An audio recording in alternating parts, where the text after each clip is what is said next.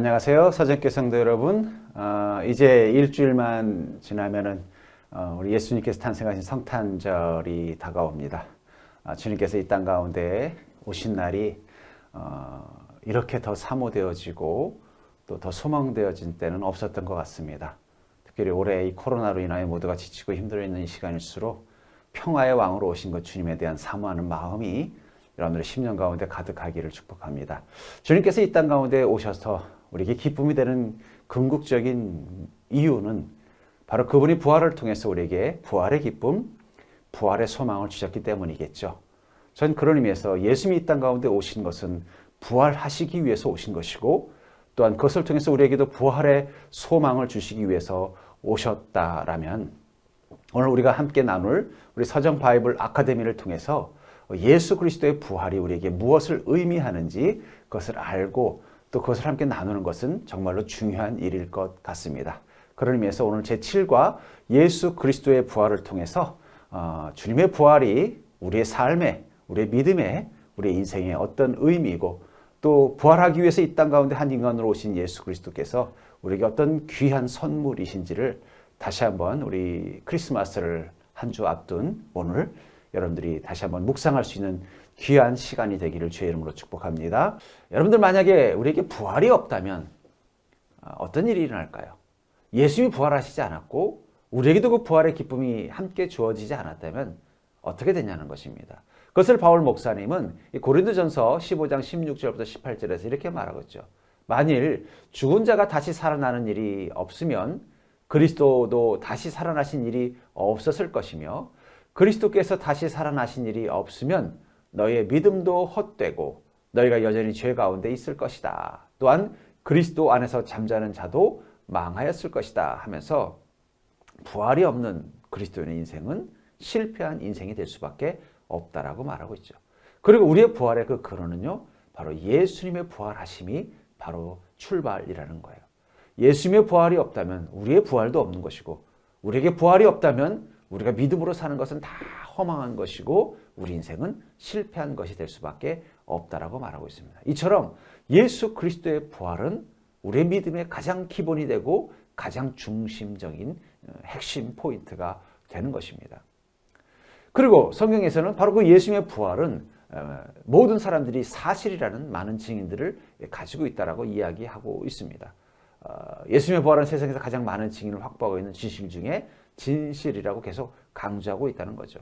고린도전서 15장 3절부터 8절을 보면은 내가 받은 것을 먼저 너에게 전하였노니 이는 성경대로 그리스도께서 우리 죄를 위하여 죽으시고 장사 지낸 바 되셨다가 성경대로 사흘 만에 다시 살아나사 게바에게 보이시고 후에 12 제자에게와 그 후에 500여 형제에게 일시에 보이셨나니 그 중에 지금까지 대다수는 살아있고 어떤 사람은 잠들었으며 그 후에야 야고보에게 보이셨으며 그 후에 모든 사도에게와 맨 나중에 만삭되지 못하여 난 자 같은 내게도 보이셨느니라 하면서 부활하신 예수님께서 부활하신 그 몸을 12 제자와 500여 형제와 또 야고보와, 아마 이 야고보는 예수님의 동생 야고보일 것 같습니다. 그리고 마지막 바울 자신에게도 보여주셨다라고 하면서 예수님의 부활은 사실임을 강조하고 있죠. 특별히 여기 성경대로라는 단어를 강조하고 있죠. 왜 성경대로 사흘 만에 다시 살아났다는 말씀을 계속 이야기하고 있을까요? 사도행전 2장 25절에서도 다윗이 그를 가리켜 이르되 내가 항상 내 앞에 계신 줄을 배웠으며 나를 요동하지 않게 하기 위하여 그가 내 우편에 계셨도다. 바로 그 예수님을 다윗은 보았다라고 말하고 있는 것이죠. 왜 성경대로 사흘 만에 다시 살아나사라는 말을 강조하는 것은 바로 예수님의 부활은 성경의 예언의 성취라는 것이죠. 다시 말해서 성경을 통해서 예수님이 이 땅 가운데 오시고 부활하실 것이라는 사실을 성경은 계속해서 이야기하고 있었다라고 말하고 있는 것입니다. 또한 증인의 수가 대충 얼마나 된다라고 말하고 있냐면 12 제자와 500여 형제, 바울까지 하면은 한 700명 가까이 되겠네요. 이 숫자는 거짓말로 지어내기에는 너무 많은 숫자입니다. 설령 범인이라도 2명만 공범이 있어도요, 자백을 받아내는 건 쉽다고 말합니다. 왜냐하면 그 두 범인을 양쪽에 따로 취조실에 놓고 각자 진술하는 것을 맞추어 보면은요, 누가 거짓말을 하고 누가 진실을 말하는지 알 수 있고 또 설령 자기가 위증을 했을 때 받을 벌이 두려워서 모든 것을 솔직하게 사실대로 고백하게 된다는 것입니다. 하물며 500명이 넘는 사람들이 부활하신 예수님을 봤다면 그것이 어떻게 거짓말이 될 수 있겠냐는 것이죠. 또 그 500명 중에는 여자들은 생략되어져 있습니다. 왜 여자들의 증거 사례가 모두 생략되었을까요? 먼저 그것은 관행입니다. 당시에는 유아와 어린 여자의 숫자를 기록하지 않는 관행이 있었어요. 누가복음 9장 14절에서도 보면은 이 오병이의 기적을 이렇게 말하죠. 이는 남자가 한 5,000명 되밀어라. 이 오병이의 기적 가운데 남자들만 있었겠습니까? 아마 많은 여성들과 어린이도 있었지만 특별히 또 보리떡 5개를 준 것도 어린 아이잖아요. 그럼에도 불구하고 어떻게 했습니까? 그 숫자를 제외했던 것은 당시의 관행이지 어떤 여성을 차별하거나 여성은 보지 못했다는 뜻은 아니라는 것을 이해하셨으면 좋겠습니다. 두 번째로 여자 증인을 빼놓아도 부활의 진실성을 변호할 수 있을 만큼 충분하기 때문이죠. 500명이 넘는데 굳이 여자 증인까지 세워야 될 이유는 없다는 것이죠. 또 하나는 막달라 마리아에게 처음 보이신 예수님. 오히려 이 여자들에게 처음 예수님은 부활하심을 보여줬죠. 막달라 마리아가 아리마다 요셉의 그 무덤에 가서 예수님을 처음 만나죠. 이 말을 하고 뒤로 돌이켜 예수께서 서 계신 것을 보았으나 예수이신 줄은 알지 못하더라. 처음에는 막달라 마리아가 예수님이 부활하신 예수님인지는 몰랐던 것이죠. 그러다가 곧 알아보고는 너무 기뻐서 제자들에게 달려가서 내가 부활하신 예수님을 목격하였다라고 증언하고 있는 것을 봅니다. 율법에서는 어떤 사건의 진실 여부를 가리기 위해 최소한 몇 명의 증인을 요구하고 있냐면은 신명기 19장 15절에 보면은 모든 죄에 관하여는 한 증인으로만 정할 것이 아니요 두 증인의 입에서나 또는 세 증인의 입으로 그 사건을 확정할 것이며 적어도 2명 이상은 되어야 그 증인의 진실성을 확인할 수 있다는 거죠. 하물며 500명이 넘는다면 그것은 거짓말이 될 수 없겠죠. 이렇게 많은 증거를 가지고도 믿지 아니한다면 무엇이라고 해야 될까요? 왜 믿지 않을까요? 왜 그 당시 때도 믿지 않은 사람들이 있었고 지금도 우리는 믿지 못하고 있을까요? 그것을 에베소 4장 18절에서는 이렇게 말하죠. 그들의 총명이 어두워지고 그들 가운데 있는 무지함과 그들의 마음이 굳어짐으로 말미암아 하나님의 생명에서 떠나 있도다. 특별히 우리 시대에 예수님의 부활을 믿지 못하는 대표적인 사람들은 이 무신론자들입니다. 이 무신론자들은 총명이 어두워진 자라고 말하고 있어요. 이 총명이라는 게 영적 세계에 대해 무뎌진 부분도 있다는 것입니다. 현대인들은 영과 혼과 육에 있어서 영에 대한 감각이 많이 떨어졌어요. 원시 사회에 비하면은 원시 시대의 어떤 인류에 비하면은 육적 감각이라든지 뭐 정신적인 세계에 대한 어떤 민감성은 있지만 영적 세계에 대한 감각이 무뎌져 버린 세대가 된 것입니다. 총명이 어두워진 거죠. 두 번째는 무지함입니다. 이 무지함은 아이러니하게도 과학과 이성의 숭배가 만든 폐쇄적 지식이라는 거예요. 쉽게 말하면 과학과 이성이 수용하는 것만 진리로 받아들이는 폐쇄성이 됐다는 거죠.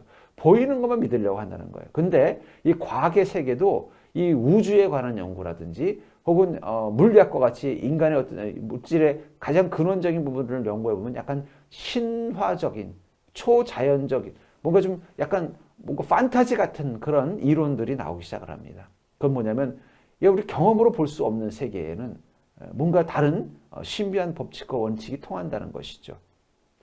그런 의미에서 우리가 과학과 이성을 완전하게 숭배한다는 것은 또 다른 의미에서는 반과학, 초과학적, 또 이성으로 받아들일 수 없는 영적 세계에 대해서는 무지한 자가 될 수밖에 없는 것입니다. 세 번째는 마음이 굳어져서 죄가 우리 마음 가운데 하나님의 존재를 부인하고 싶고 예수님의 부활을 인정하고 싶지 않은 마음을 갖게 만드는 것이죠. 그게 바로 또 죄가 만들어내는 타락의 증거라고 할 수 있다는 것입니다. 두 번째로 예수님이 부활하신 다음 제자들을 찾아오셔서 무엇을 하셨죠? 마가복음 16장 14절에 보면은 예수께서 그들에게 나타나사 그들의 믿음 없는 것과 마음이 완악한 것을 꾸짖으시니 이는 자기가 살아난 것을 본 자들의 말을 믿지 아니함이로라. 이 제자들이 예수님이 살아난 것을 믿지 않으니까 어떻게 하셨다고 말하고 있어요? 꾸짖었다라고 말하고 계십니다. 왜냐하면 사실은 예수님은 그 전부터 부활하실 것을 이미 제자들에게 말씀하셨습니다. 마가복음 8장 31절에 보면은 인자가 많은 고난을 받고 장로들과 대제사장들과 서기관들에게 버림받아 죽임을 당하고 사흘 만에 살아나야 할 것을 비로소 그들에게 가르치시되, 사흘 만에 살아날 것을 말한 정도가 아니라 가르치셨다라고 말하고 있습니다. 그 가르침을 들은 그들이 정작 예수님이 죽고 나서는 예수님의 부활을 믿지 못했던 거죠. 다른 증인들이 와서 예수님 부활했어라고 말했지만 믿을 수 없었다는 것이죠. 그래서 주님은 그 제자들에게 그들의 어리석음을 꾸짖으신 것입니다. 그들의 마음이 완악했다고 말하고 있죠. 결국 무엇 때문이라는 거예요? 마음의 죄성이, 그들의 그 편견이 예수님의 부활을 받아들이지 못하게 한 것이라는 거죠. 여러분들은 이런 책망을 받지 않아도 된다고 생각하나요? 요번 20장 29절에 보면 도마에게 이렇게 말씀하시죠. 너는 나를 본고로 믿느냐? 보지 못하고 믿는 자들은 복되도다. 어쩌면 지금도 주님은 우리에게 말할 거예요. 너는 경험으로 또 육감으로 오감으로 어떤 느껴져야만 믿는 자이니 보지 않고도 믿을 수 있는 믿음을 가진 자가 진정으로 복된 자라고 말씀하신다는 것입니다. 누가복음 24장 25절에 보면 이르시되 미련하고 선지자들이 말한 모든 것을 마음에 더디 믿는 자들이여 그리스도가 이런 고난을 받고 자기의 영광에 들어가야 할 것이 아니냐 하시고 이에 모세와 모든 선지자의 글로 시작하여 모든 성경에 쓴 바 자기에 관한 것을 자세히 설명하시니라. 믿지 않으니까 주님은 제자들에게 어떻게 예수님의 부활을 말씀하셨다는 거예요? 성경을 통해서 모세와 모든 선지자의 글로 시작하여 모든 성경에 쓴 바 자기에 관한 것을 자세히 설명하셨다는 거예요. 지금도 성령님께서는 예수님의 부활을 우리에게 가르쳐 주시기 위해서 성경을 통해서 자세히 가르쳐 주고 계십니다. 우리는 성경을 통해서 예수님의 부활이 사실임을 분명하게 알게 되고 믿게 된다는 것이죠. 그렇다면 예수님은 자신의 부활을 다시 살아난 육신을 가지고 증명하기보다는 성경의 말씀을 가지고 증명하셨을까요? 여기 내 몸을 봐. 여기 십자가 못자국이 있잖아. 이 창자국이 있잖아. 내 이마에 지금 이 가시 면류가 썼던 그 가시 자국이 있잖아. 이 말씀하시는 것이 아니라 성경 말씀을 가지고 예수님께서 부활하셨음을 증명하신 이유가 뭐냐는 거예요. 그것은 바로 경험에 의존하는 진리에서 말씀에 의존하는 진리로 우리가 믿음을 가져야 되기 때문입니다. 특별히 이 뇌과학, 인지과학의 발달은요, 인간의 경험이 얼마나 불확실한 것인가를 여러 가지 증명해 보입니다. 우리가 보고 느낀 것이 정확하지 않을 때가 많다라는 거죠. 인간만이 그런 게 아니더라고요. 이 상어라는 동물은요, 붉은 빛을 볼 수가 없답니다. 그래서 이 상어의 생태를 연구하는 생태학자들이 깊은 바닷속에서 이 상어의 생태를 연구하기 위해서 붉은 빛이 도는 조명을 가져가서 그걸 킨대요. 그럼 상어의 눈에는요, 깜깜해 보이지만, 그러나 사람들 눈에는요, 그곳에서 상어가 하는 행동들이 자세히 보인답니다. 왜냐하면 상어는 붉은 빛을 볼 수 없기 때문이죠. 마찬가지라는 거예요. 우리가 시각과 촉각과 감각과 청각과 후각으로 느끼는 것들은 완전한 것이 아닙니다. 불확실한 것입니다. 그것을 통해서 부활하신 예수님을 증명하는 것이 아니라 말씀, 하나님이 주신 진리의 말씀에 의존해서 우리가 부활을 믿고 그것을 경험하는 것이 더 확실한 진리이기 때문이죠. 여러분들은 눈으로 보아야 믿고 성경의 기록만으로는 만족할 수 없다고 고집하는 사람은 혹시 아닌지 모르겠습니다. 지금도 그런 유혹이 있다면 여러분들은 어떻게 그것을 극복할 수 있을까요? 여러분, 이성적인 사고라는 거, 눈으로 보고 또 머리로 판단해서 옳다고 생각되어지는 것만이 사실이라고 믿는 것은 사실은 불확실한 것입니다. 왜냐하면 이성적 사고는 경험과 사고의 능력 그리고 정보의 축적으로 이루어지기 때문입니다. 불과 200년 전만 해도요, 사진기가 영혼을 빼앗아 간다고 믿는 사람들이 있었습니다. 바로 우리 조상들이에요. 우리 조상들도 사진기가 영혼을 빼앗아 간다고 믿고 있던 시절이 있었다는 거예요. 어떻게 그런 말도 안 되는 생각을 했을까요? 그것은 이성적 사고가 경험과 사고 능력과 정보의 축적을 통해서입니다. 이 사진기가 어떤 것인지 모르는 상태에서 그것은 영혼을 빼앗아가는 능력이 되고요. 그들이 이 사진기를 경험해 보지 못했기 때문에 그들이 생각하기엔 영혼을 빼앗긴다고 생각했던 것입니다. 믿음이라는 것은 초이성적이고 초경험적인 영역입니다. 이해할 수 있거나 경험으로 해결되는 것이 아니기 때문에 우리는 믿는 것입니다. 그래서 믿음은 어쩌면 정말 진실되고 진리된 본질을, 특별히 영적인 세계와 이 인간의 세계를 초월하는 것들을 이해하는 데 유일하고 가장 강력한 인지 능력이라고 저는 믿습니다. 자, 이제 부활하신 주님과 함께 예수님이 얻으신 부활과 함께 예수님이 얻으신 영광은 무엇일까요? 그렇다면은 예수님 그 부활을 통해서 어떤 영광을 얻으셨다는 것입니다. 빌립보서 2장 9절부터 11절을 보면 이름으로 하나님이 그를 지극히 높여 모든 이름 위에 뛰어난 이름을 주사 하늘에 있는 자들과 땅에 있는 자들과 땅 아래에 있는 자들로 모든 무릎을 예수의 이름에 꿇게 하시고 모든 입으로 예수 그리스도를 주라 시인하여 하나님 아버지께 영광을 돌리게 하셨느니라 라고 말하고 있습니다. 이것을 통해서 우리는 적어도 세 가지 영광을 말할 수 있는데요. 9절에 보면은 모든 이름 위에 뛰어난 이름을 주셨다는 거예요. 부활하신 예수님에게 모든 이름 위에 뛰어난 이름을 주셨다는 것입니다. 10절에는요. 하늘에 있는 자들과 땅 아래에 있는 자들로 모든 무릎을 예수의 이름에 꿇게 하셨다. 부활하신 예수님 앞에 모든 천지 만물들이 다 무릎을 꿇었다는 것입니다. 11절은요. 모든 입으로 예수 그리스도를 주라 시인하도록 하셨다라고 말하고 있는 것이죠. 우리가 다 예수님을 주인이라고 시인하도록 했다는 거예요. 특별히 여기 모든이라는 말을 세 번이나 반복하고 있는 것은 예외적인 것은 없다라는 뜻이죠. 우리가 하나님께 영광을 돌리기 위해서 먼저 예수 그리스도를 주로 영접하고 고백해야 된다고 11절은 말하고 있습니다. 그렇다면 왜 예수님을 구주로 고백하지 않으면 하나님께 영광을 돌릴 수 없을까요?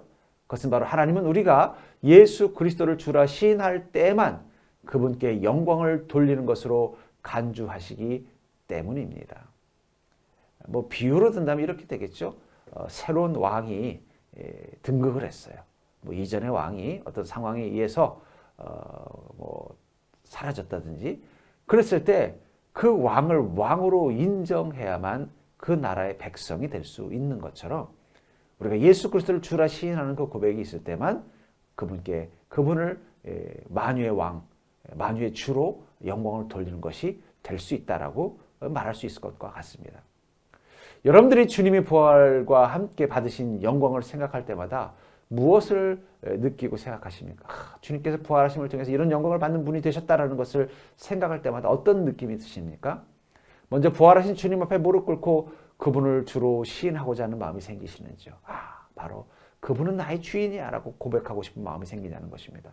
또 모든 입으로 부활하신 예수님을 시인하도록 하셨다면 아직 믿지 않는 사람들이 예수님을 시인하도록 만드는 사역을 우리는 해야 되지 않겠습니까?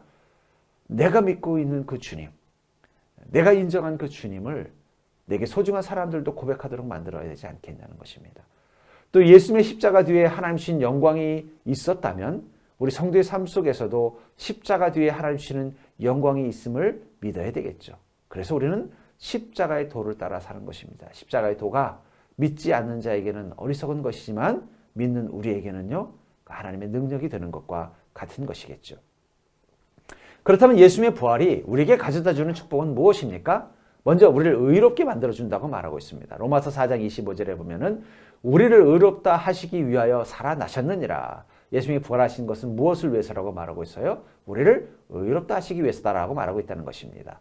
두 번째는 우리 부활의 첫 열매와 보증이 되신다라고 말하고 있습니다. 고린도전서 15장 20절에 보니까 다시 살아나사 잠자는 자들의 첫 열매가 되셨도다. 첫 열매라는 건 무엇입니까? 이제 그 열매가 맺혔으니 다른 열매도 맺겠다는 거죠.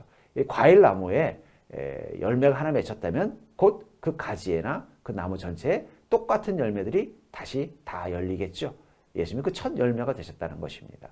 그리고 우리도 그 열매가 될 거라는 보증이 되셨다는 것이겠죠. 세 번째로 살아계신 주님을 마음에 모시게 되는 것입니다. 갈라디아서 2장 20절에 보면 이제 내가 육체 가운데 사는 것은 나를 사랑하사 나를 위하여 자기를 버리신 하나님의 아들을 믿는 믿음 안에서 사는 것이다. 우리가 육체 가운데 사는 것은 무엇이라고 말하고 있어요? 하나님의 아들을 믿는 믿음 안에 사는 것이다 라고까지 말하고 있는 것입니다. 다시 말해 살아계신 주님을 마음에 모시게 되었다는 뜻이겠죠. 우리는 예수님의 부활을 믿는다 하면서도 내 안에 부활의 기쁨이 메말라 있는 것을 발견할 때가 있습니다. 혹시 여러분들이 지금 나는 예수님의 부활을 믿습니다 라고 고백했지만 그러나 그 부활의 기쁨이 메말라 있다고 생각된다면 이유가 뭐라고 생각하십니까? 아마 그것은 이 9가지 이유 중에 하나일 것입니다. 첫 번째는 부활 사실을 아직도 완전히 믿지 않고 있는 것입니다. 두 번째는 예수님을 사랑하는 마음이 부족해서일 수도 있고요. 세 번째는 너무 많이 들어서 이제는 감각이 없어졌고 네 번째는 아직 그 사실을 정확히 알지 못하고 있어서일 수도 있으며 다섯 번째는 예수님의 부활하심을 다른 사람에게 증거하지 않는 삶을 살기 때문일 수도 있고 여섯 번째는 부활이 나에게 안겨다 준 은혜와 축복을 진지하게 받지 못해서 그럴 수도 있으며 일곱 번째는 아직도 세상과 육신을 너무 사랑하고 있어서 영적인 일과 그 영생의 일에 관심이 없어서 그럴 수도 있으며, 여덟 번째는 요즘 생활이 너무 힘들어 마음에 여유가 없다고 생각해서 그럴 수도 있고요. 아홉 번째는 남에게 말하기 힘든 죄에 빠져 있어서 그럴 수도 있습니다. 이 아홉 가지 이유 중에 하나라도 우리는 있으면요, 그 부활은 믿지만 부활의 기쁨은 내 가슴 가운데 느껴지지 않게 된다는 것입니다. 그렇다면 여러분들은 이 아홉 가지 중에 어떤 것이 여러분들 그 부활의 기쁨을 누리지 못하게 만드는 장애가 되고 있을까요? 그렇다면 그 부분을 여러분들이 목회자와 또 말씀을 통해서 또 성령님께 요청함을 통해서 해결해 내십시오. 그러면 예수님의 부활은 여러분들의 인생의 기쁨이 될 것입니다. 오늘 배운 교리를 한번 요약해 볼까요? 첫 번째, 예수님은 3일 만에 완전한 육체를 가지고 부활하셨습니다. 두 번째, 예수님이 부활하심으로 인류가 구원받을 수 있는 길이 마련되었습니다. 세 번째, 부활하신 예수님은 만왕의 왕이며 만유의 주가 되셨습니다. 네 번째, 예수님은 지금 하나님 우편에 계시면서 다시 오실 재림을 준비하고 계십니다. 다섯 번째, 예수님의 부활은 우리 자신의 부활을 보증하는 첫 열매가 되셨습니다. 여섯 번째, 기독교는 부활신앙과 함께 서고 부활신앙과 함께 쓰러진다는 사실을 기억하십시오. 일곱 번째, 예수님의 부활을 부인하는 자는 불신자가 아니면 이단입니다. 이 일곱 가지 교리는 여러분들 그 문장을 그냥 마음속으로 반복해서 외우시면 좋을 것 같습니다. 또 오늘 예수님의 부활에 대해서 함께 나눔을 통해서 다음 주 예수님의 탄생을 함께 기뻐하는 성탄절을 보내실 때 그분의 탄생이 내게 얼마나 큰 선물이요 축복인지를 다시 한번 깨닫고 그 부활의 기쁨이 여러분들의 가슴 가운데서 살아나는 그런 복된 삶이 될 수 있기를 주의 이름으로 간절히 축원합니다. 이 추운 날 건강 잘 지키시고요. 특별히 여러분들의 영혼의 강건함을 잘 지켜내시기를 주의 이름으로 간절히 축복합니다. 감사합니다.